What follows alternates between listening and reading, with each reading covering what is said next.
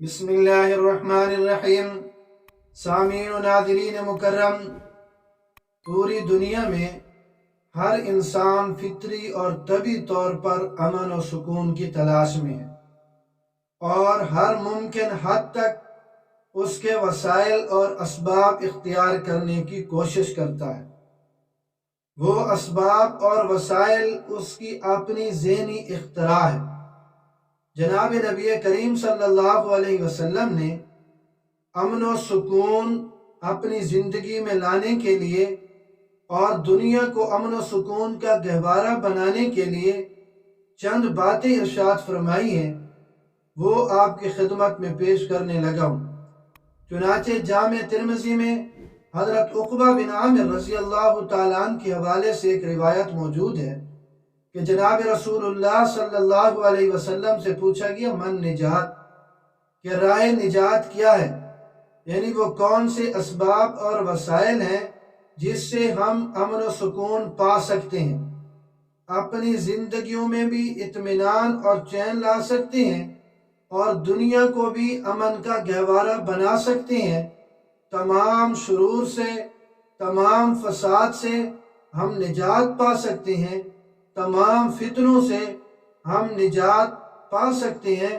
تو اس کے لیے تین باتیں ارشاد فرمائی جن پہ عمل یقیناً یہ زندگی میں بھی اور دنیا میں بھی امن و سکون لانے کا باعث بن سکتا ہے۔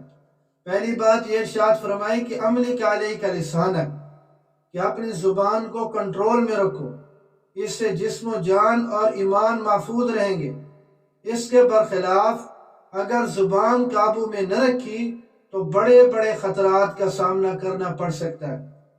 دنیا میں جسم کے باقی اعضاء سے زیادہ تباہی جو پھیلتی ہے وہ محض زبان کو بے لگام بنانے سے پھیلتی ہے۔ اسی لیے تو بزرگوں نے فرمایا نا کہ جرمہ صغیر و جرمہ کبیر، کہ جسم کے لحاظ سے، جسے کے لحاظ سے تو یہ چھوٹی ہے لیکن اس کا جرم بہت بڑا ہے۔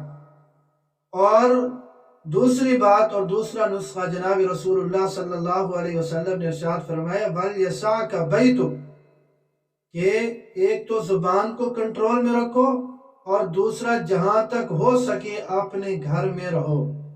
یہ شر اور فتنہ فساد سے چھٹکارے کا ذریعہ ہے کہ دینی اور دنیاوی ضروری کام کے سوا گھر سے باہر نہ نکلو۔ اس میں ایک فائدہ تو یہ ہوگا کہ گھر میں رہ کر گھر والوں کی تربیت بھی کر سکو گے، اور دوسرا مطلب یہ ہے کہ تمہارا گھر تمہاری ضرورت کے مطابق کشادہ ہو، کیونکہ حق تعالی شانہ نے گھروں کو سکونت اور سکون کے حصول کے لیے بنایا ہے۔ چنانچہ سورۃ النحل آیت نمبر 80 میں ارشاد فرمایا وَاللَّهُ جَعَلَ لَكُم مِّن بُيُوتِكُمْ سَكَنًا، کہ اللہ تعالیٰ نے تمہارے گھروں میں تمہارے لیے سکونت اور سکون رکھ دیا ہے۔ تو یہ دو باتیں ہو گئی۔ تیسری بات اور تیسرا نسخہ ارشاد فرمایا کہ وَبْكِي عَلَىٰ خَطِيَّتِكَ، کہ زبان کی حفاظت اور گھر میں سکونت کے باوجود بتقاضۂ بشریت کوئی گناہ سرزد ہو جائے، کوئی معصیت واقع ہو جائے تو مایوس ہونے کی ضرورت نہیں ہے، بلکہ وَبْكِي عَلَىٰ خَطِيَّتِكَ، کہ اللہ کے عذاب سے نجات پانے کے لیے، امن و سکون لانے کے لیے اپنے گناہوں پر ندامت کے ساتھ رونا۔ یہ ہے تیسرا نسخہ، زبان کو کنٹرول میں رکھنا اور گھر میں رہنا، گھر کو لازم پکڑنا اور اپنے گناہوں پر ندامت کے ساتھ رونا۔ یہ تین نسخے، یہ تین وہ سبب ہیں، یہ تین وہ وسائل ہیں جن کے ذریعے سے ہم عذاب الہی سے مامون رہ سکتے ہیں، محفوظ رہ سکتے ہیں۔